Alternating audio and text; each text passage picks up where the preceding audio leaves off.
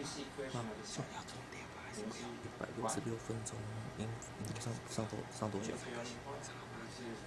点，应该够了。Actually, we don't need a whole answer. I can just see that they have the same result by inspection, right? Because it doesn't matter which one we do the derivative, we will get the result. Because you assign x1, x2 here, we can also assign x2 here, x1 here. Okay, the same thing happens here. So either one it doesn't matter which one you take the derivative respect to, you will get the same result. Okay. So this result actually doesn't tell you a unique solution x1, x2. It just tells you the solution is a line. It's a line. It's a ray line here. The solution is a ray line here. So if any point on this ray line, you will get a this distance to this distance here are minimum. Okay? Minimum. Okay. Let's see what the other cases here. And okay, you can further doing one thing is you can plug in this result to here. You have to here to further try to figure out the minimum number, figure out the one solution x1 to satisfy this constraint here. Okay, so that means we can use this line as our linear constraint to try to solve this minimum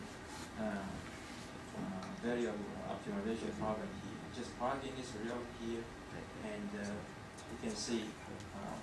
Finally, you can draw like the reverse case here. Okay, reverse case here. You can finally get the result is x2 equal to 1.7 x1 equals 0. And the second case is also we get this result plug in here, and we try and you can take a derivative with respect to x2, and make the result equal to 0 is equal to x1 and x2. Okay, like this situation here. So you can plug in the final result to figure out what is the minimum number of this guy. So eventually you can get the result is 1.7, 889 for some case. Any question here? It's actually very simple. Okay, so I proceed a little bit fast. Yeah, if you have some linear algebra background, it should be okay for today's lecture. Okay. Now we talk about a more complex case here. So we have a linear metric equation, and we have n and m equation here, and the matrix is m by n here. Okay, so be careful that this m may not equal to n, so this may not be a square matrix. Okay, for example, here we have 3 y here, and 2x here. Okay, and we have a coefficient matrix A like this. And we try to find a solution. And in this case, we have unique solution. Do you know why? If you see we have more equations than are known here, but we still have only one solution. Okay. Until why we have this result here. Okay. You can do one thing here, because this equation is redundant. Why? Because this equation can be get from the linear combination of these two equations. For example, this. You can multiply this guy by 2, and minus this equation. For example, if we multiply 2 here, it becomes 6. We minus 1 becomes 5. So it's 2 minus 1 is 1, 4 minus 1 is 2. So actually, in this case, the final equation here can be get by the linear combination of the previous two equations. So that means this equation doesn't provide any extra information to determine x1 and x2.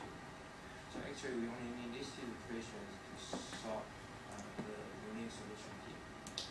But if we consider another case here, and this equation cannot be a linear combination of the previous two equations here. So that means even if you have a solution by these two equations, but these solutions do not satisfy. Those solutions don't satisfy this final constraint here. So eventually we don't have any solution. Okay? Problem here? Okay? And I guess maybe most of people already saw this before. This vector norm. Okay? Is anyone? Do you guys have seen this? Have you guys seen this before? No? Yeah? Good. Okay. So the first thing we call is one norm. The second case is we call it two norm. The third case we call it infinity norm. And actually, you can think about this where the norm is a metric to measure what is the size of a vector. Okay, any kind of norm has this kind of physical meaning. Okay, let me repeat again. Any kind of vector norm is just trying to measure how big, what is the size of the vector you have. Okay. And all the norms satisfy the following three properties. The first one is all the norms are positive. Okay. The second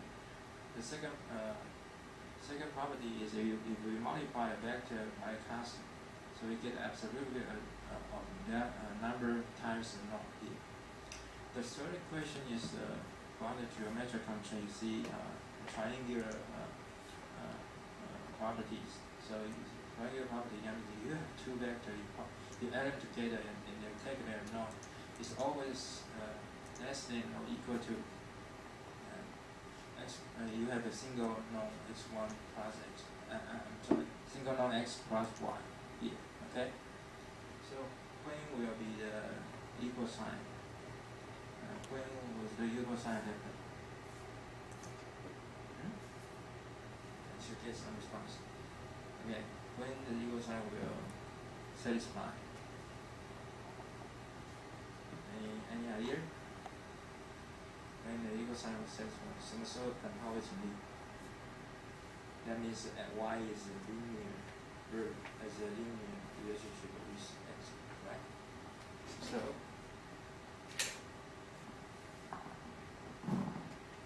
when y is a linear version of x, so you plug in that result, you get equal sign. Okay? So that means that if x or y they are linearly dependent, you should get the equal sign. And the other norm is matrix norm. Actually, matrix norm. Actually, there are a lot of different matrix norm, but here we only talk about the three most popular matrix norm. The first one is the one norm of the matrix norm. The second one is Frobenius norm. Actually, found the two norm here. And the third one is the infinity norm. Okay, pretty much like this definition here. And then they also follow the same property from the reverse vector norm here. Okay, here I want to mention one point is actually all norms from a single definition actually. And there's a LP norm. If we define LP norm, and the definition of LP norm is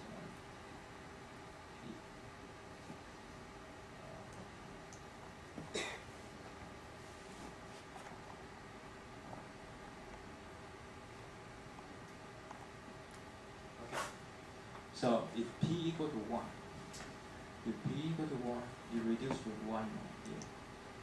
P equal to 1 actually should put a sign, so there that. And if p equal to 2, p equal to 1 is reduced to 1 okay? P equal to 2 reduced to 2 What about the infinity norm? If p equal to infinity, p approach to infinity, can we get infinity norm here? Can we? If p equal to infinity norm, if p equal to infinity, can we get infinity norm? Does this guy reduce to infinity norm or not? If p goes to infinity.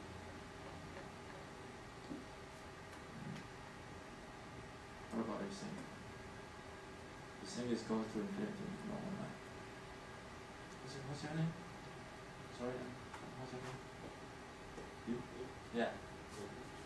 Oh, can you answer this question? If p goes to infinity, can we get infinity number? Is that possible to get infinity number? No. Why? Any reason? What is the infinity number? Let's review it. Infinity number definition over there, right? The maximum absolute value of the element in vector x. Okay? I tell you, we can reduce from this case to this case. Why? Let me show you. If p is very large, actually, you can do one thing. You can pull out the maximum in this sum. Okay?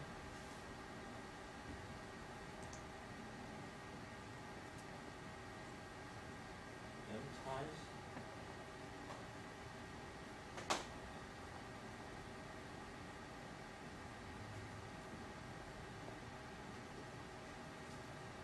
for example, if you n here, n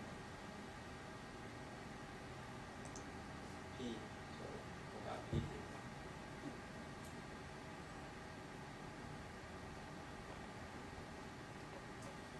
Okay, so I say this, we pick out the maximum as a real value of p. So there's only you can see there's a 1 here because this 1 already pulled out, and then we have to divide it by everything by everything by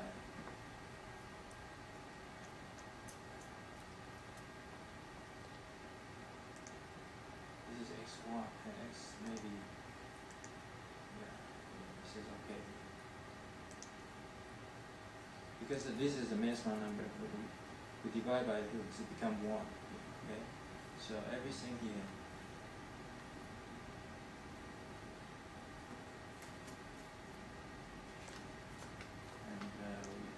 I guess we have p here, the same thing here, p here, p here.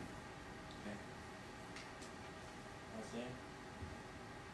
Maybe I didn't write very well, but actually, I want to do is we pull out the maximum the absolute value in this vector outside here. Then if we multiply them back to here, it's the same thing. It's this equation here, and. So yeah, so eventually you should have this.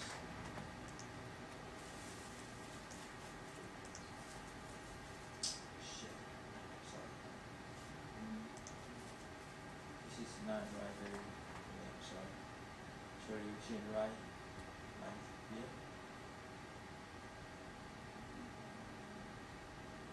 Okay. So actually just pull out these things and everything inside here should be divided by this number. Okay. But you have one number here. It's 1 here.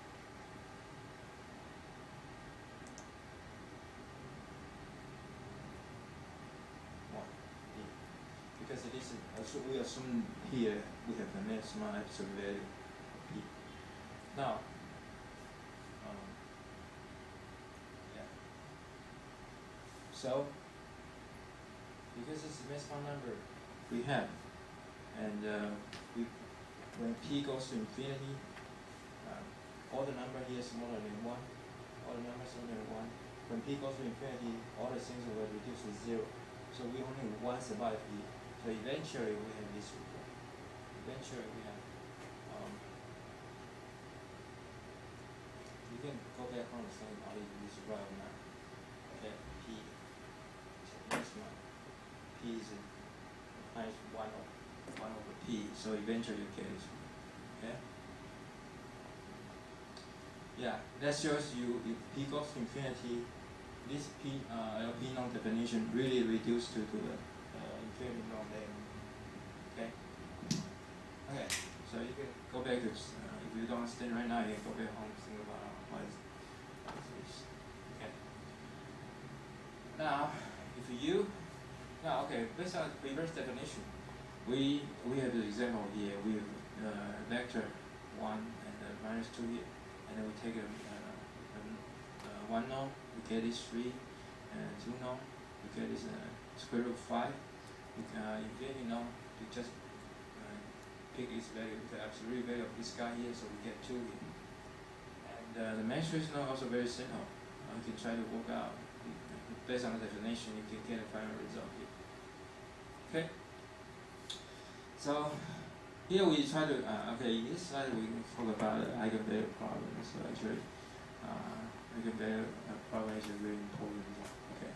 If you have already took your engineering mathematics when you're undergrad, students, you should take you probably know eigenvalue, eigenvector, something like that. So here, just to give you a review. Okay, what is the basic definition of eigenvalue and eigenvector here? So if you have a matrix and its dimension is n by n, and we have a eigenvector. If we multiply a vector phi k, and the final result equal to a constant times its original vector here. So in this case, lambda k, we call it eigenvalue, case eigenvalue, and this guy we call it case eigenvector. Eigenvector, very simple. What does this mean? What does it mean? You understand? So, for example, we can think about it this in geometrical sense, because you have matrix here. We multiply a vector. That means you change this vector to other. You transform this vector to other directions after you multiply a. So originally you should expect different direction. However, in this case, this vector doesn't change its direction after multiplying by a. So a here, by k, we are supposed to get a different, maybe another constant ak here. We're supposed to get a different vector. But here, if this guy equal to this guy, that means that we don't change the direction. We just change the size of the vector here. The size of the vector here. So in this case, we call it the eigenvalue or eigenvector. That means this kind of transformation doesn't change the original vector to a new direction. So we just change the magnitude. Okay. Okay. So if we have, for example, because the matrix size its dimension is n by n, so if we are supposed to have n distinct eigenvalue or eigenvector, and if A is diagonalizable, then actually we can use the eigenvalue, eigenvector, n distinct eigenvector, then we can get the final result here. If we multiply A by the this matrix consists by n eigenvector here. So finally we can get this result here, right? So the reverse matrix is like the same as this one. The following matrix here is just a diagonal matrix. All the diagonal terms are eigenvalues. Okay, eigenvalues. So finally, actually, basically, you can just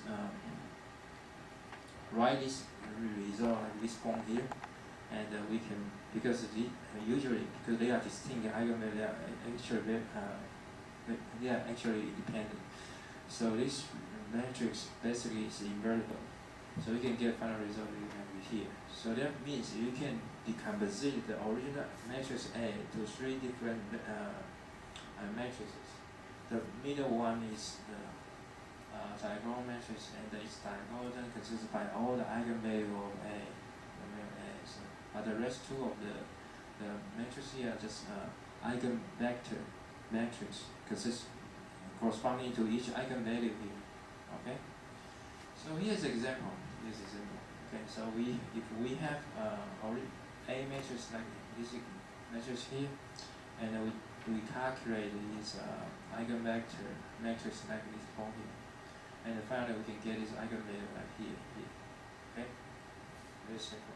So basically, maybe you will ask, how can we get this matrix? And how can we get eigenvalues? The next one I'll teach you how to. I guess here we'll show you how to calculate eigenvector and eigenvalue later on. Okay, let's explain.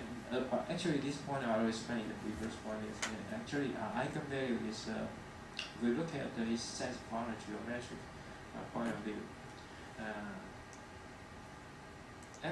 if x is eigenvector, after you multiply by a, it has the same as the direction of x.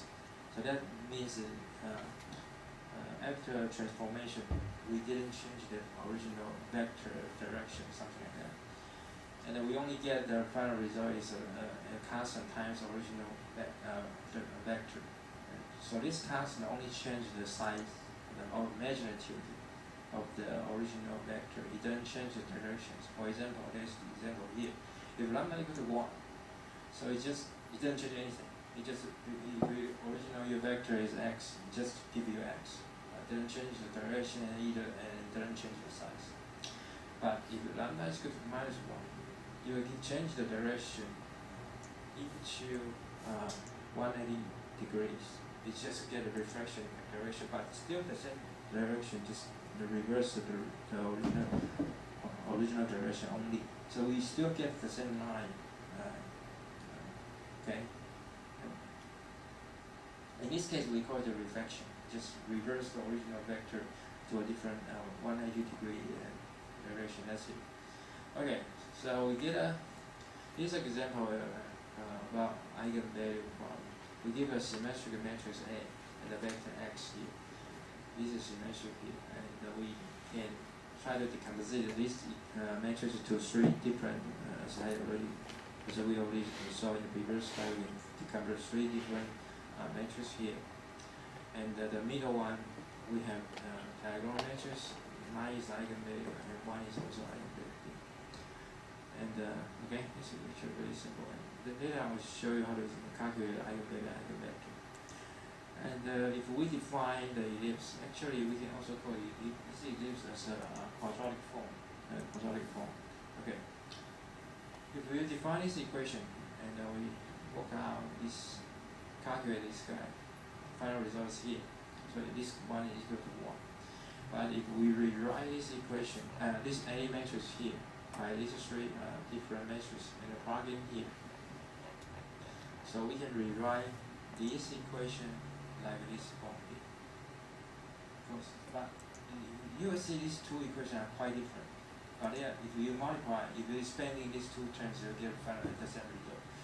But what does this equation have? What kind of advantage does this equation have? What kind of advantage does this equation have compared to this one? You guys never answer question when Professor John is teaching the course, no? Because does he did he ask you any questions? 他有没有问你问题？张老师问问题。Yeah, really?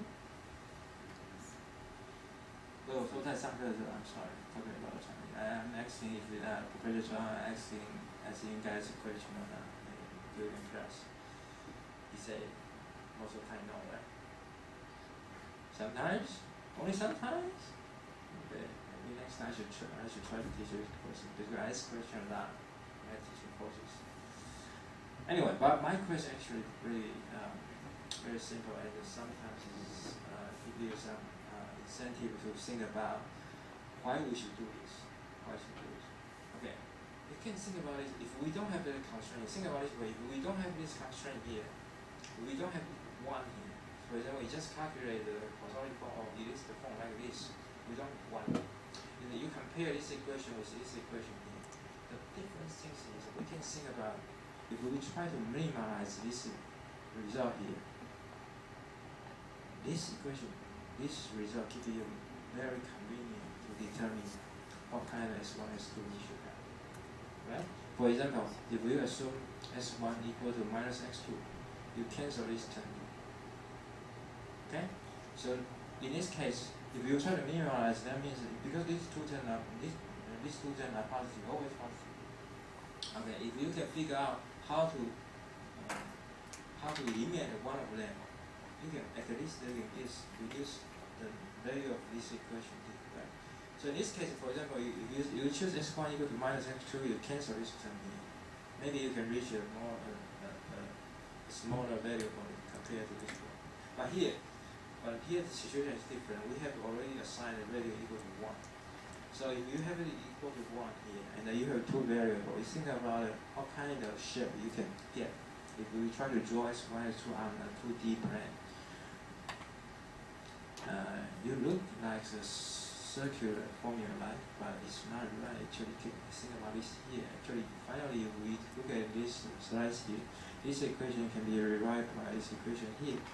And then eventually we can draw this x1, x2 on this plane, and then we can get an ellipse shape here. Okay? 就是椭圆形的啊 ，ellipse shape here。啊，就是说我，sorry Chinese again. So here, Q corresponding to this this result here. Q is the minor axis, and the P corresponding to here is called major axis. So this major axis has this direction here. The minor axis has this direction here. So in this case, it's very obvious that if we try to describe ellipse, we just need two directions. One is the major axis here, the other is minor axis here. Once this direction we can specify, basically the whole ellipse we can draw. Just the only thing we have to decide is just its size only. Okay, just its size. If we can determine these two vectors here, basically you can draw this ellipse and no problem. Just the rest thing we have to worry about is how big is this ellipse here. That's it. So this result gives you the geometric explanation that if you assign this equation equal to any number, this equation just tell you their final. When you draw this equation on 2D plane, you get a ellipse shape. Okay. Okay. So yeah, go back to our original very first beginning problem. How to calculate eigenvalue and eigenvector.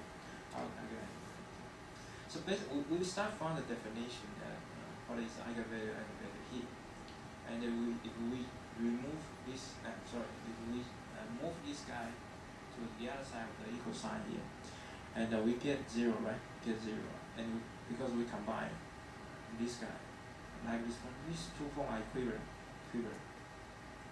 and we get 0 here, and we can look at we can view this term as another matrix times phi k, as a result equal to 0. Okay, how to explain this? In linear algebra, if there is a matrix,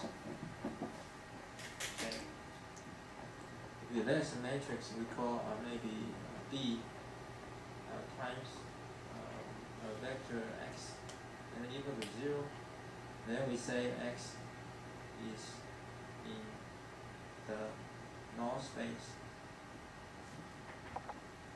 of B. Okay, so this is that means. But what about this is the first definition we should have the null space. That means x is in the null space of B because this is a terminology we just call it null space because there's nothing generated out here. But if times B x not equal to 0, then we say x is in the range space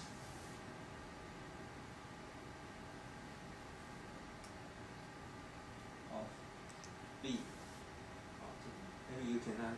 Maybe you cannot see it. Just x in the range space of B. 就是一个在它的空域，一个在它的实域。Okay. So if we're not equal to 0, we have something here. So we say x is in the range space of B. In this case, phi I is the null space of this matrix. Okay, and because let me see. Okay, it always says phi is also component to the. You can also explain this way. Either you can look at it if phi is the null space or is also component to A minus lambda I, which is a singular matrix. Okay. the eigenvalue of A are precisely those. Yeah, so if you have n eigenvalues, you have to calculate by this equation here, and you should, because it's singular, it's a singular matrix, so its determinant is equal to 0. So that means you can use this formula. Try to find the determinant of this matrix here, and you make it equal to 0, and then you get a polynomial. And if you try to factor that polynomial out, you can get maybe n, in this case n distinct eigenvalue here. Okay, very simple.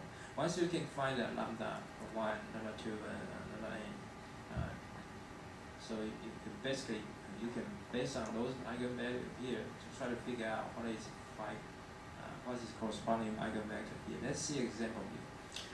Okay, we have a matrix here, so we have to script polynomial like this equation here.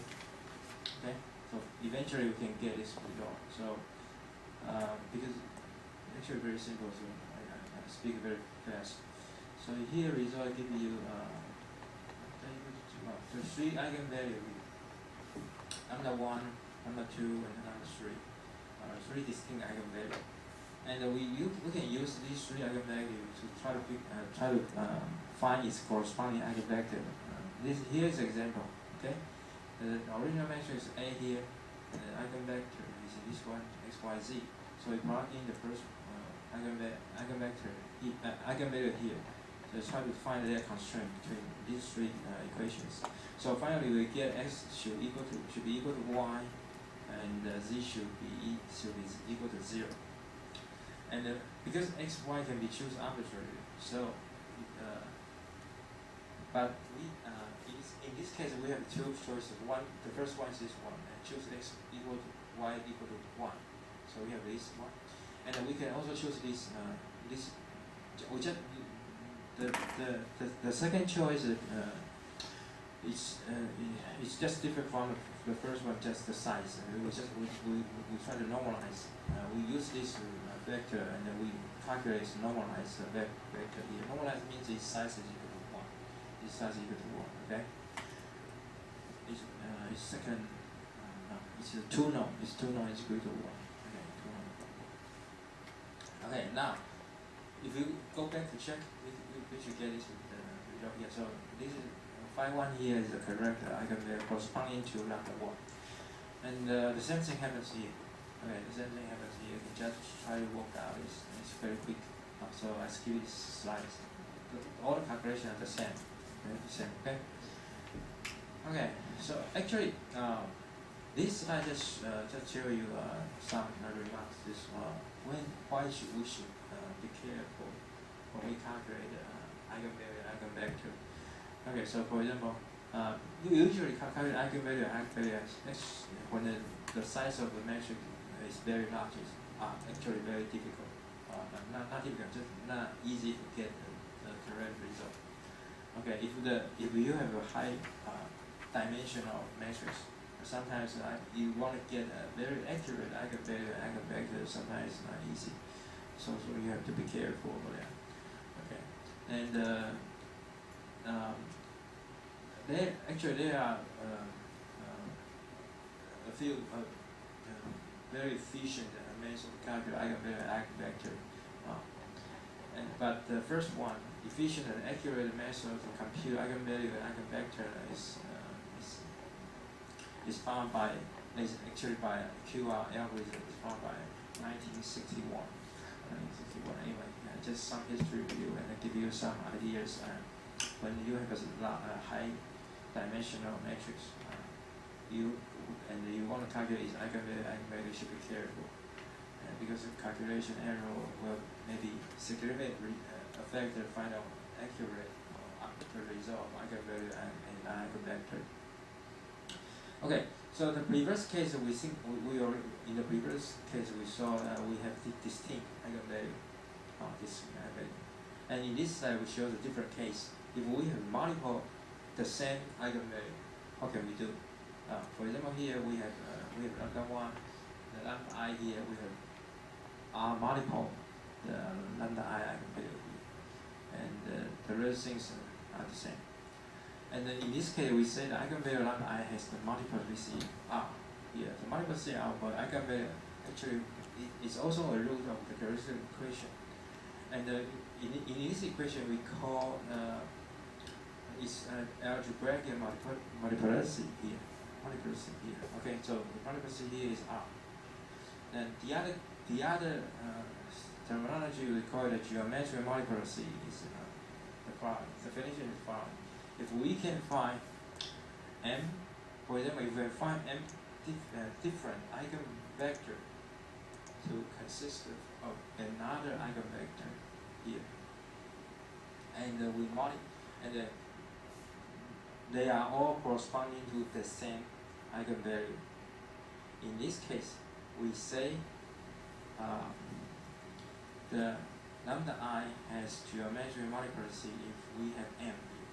Okay, well, let me repeat again. If you have eigenvalue I, for example here, eigenvalue I here, and it has m different eigenvector, and those m different eigenvector, their linear combination also consists of another